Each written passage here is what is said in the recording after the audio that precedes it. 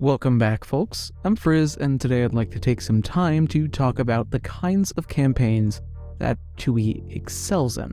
As much as I'd like to proclaim Pathfinder 2E's greatness from the rooftops, which, I already do, it isn't always the perfect system for every campaign.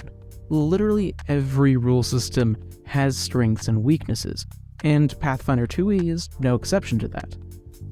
I'm not going to tell you to play Pathfinder 2E if you're wanting to play a sci-fi campaign, but let's just get into it. Alright, so what this all comes down to is that 2E is designed for high fantasy heroic stories. Characters in 2E can get incredibly powerful with insane bonuses, and they are explicitly expected to eventually be covered head to toe in magical gear. While there are adjustments that you can make to the system to affect all of this, which we're going to be getting to in a bit, at its core, Pathfinder 2E wants you to just play big damn heroes in a very magical world. There are two main examples about 2E expecting high fantasy that I can think of. The first one is easy.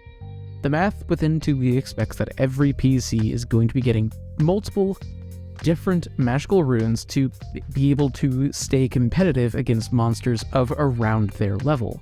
If you don't have your fundamental runes or your wands and your staves, everything is going to get so much more difficult. So if you want to plan a setting where magical items are actually really rare and hard to access, then, well, if you don't modify 2E, then there's probably going to be some problems. Thankfully, there is a solution to this if you don't want to have magic Walmarts in every single city that your party enters. The other example regarding how 2E really expects the game to be high fantasy is afflictions. If your party doesn't have a spellcaster who knows spells to remove afflictions, then certain encounters are going to be absolutely debilitating. Curses can be hard to remove under normal circumstances, but not being able to head down to find a cleric who can just get rid of a curse on the party makes them so more dangerous. Without a reliable way to access remove curse, getting mummy rot is almost a guaranteed death sentence. This isn't just limited to curses or diseases. There are a lot of different types of magical services that 2E expects that PCs will have access to that dramatically complicate things if you don't have access to them because you're playing in a low magic setting. If you do want to play in a low magic setting though, or you just like how it changes the game, the automatic bonus progression variant rule is very nice. It gives you all of the basic bonuses that you would be expected to get from magical items automatically as you level up. So you don't have to worry about buying magical items all the time to keep up with enemies. This doesn't address every single thing that you would expect to get from a high magic setting, but it does make it dramatically easier, and I would highly recommend it, just in general, and also especially for people who want to play in a low magic setting. It will save so many PCs' lives. Another part of 2E that is different than other editions is that Pathfinder 2E sets up the expectation that the party is going to be big damn impressive heroes.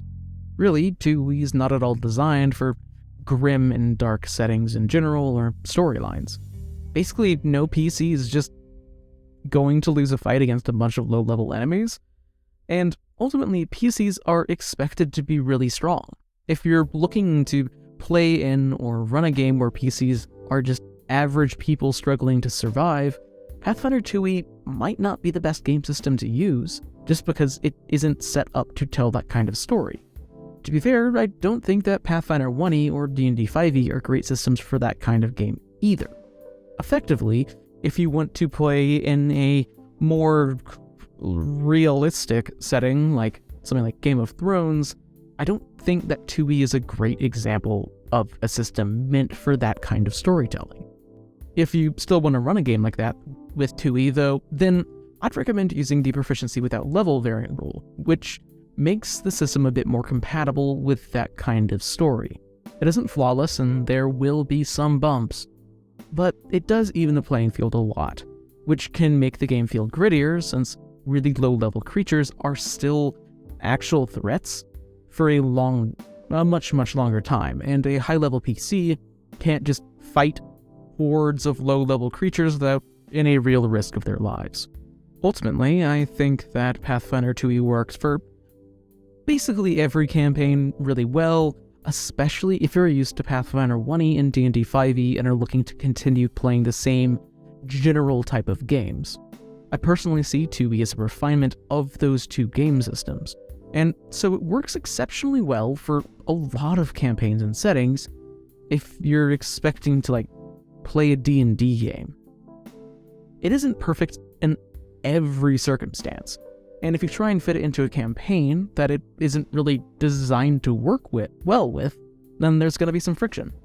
So now you know that, and you know not to try and force the circle block into the square hole. Thanks for watching. This is a video that I've been wanting to make for a year now, and I'm still not entirely certain that I was able to get across everything that I wanted to get across in the way that I wanted to.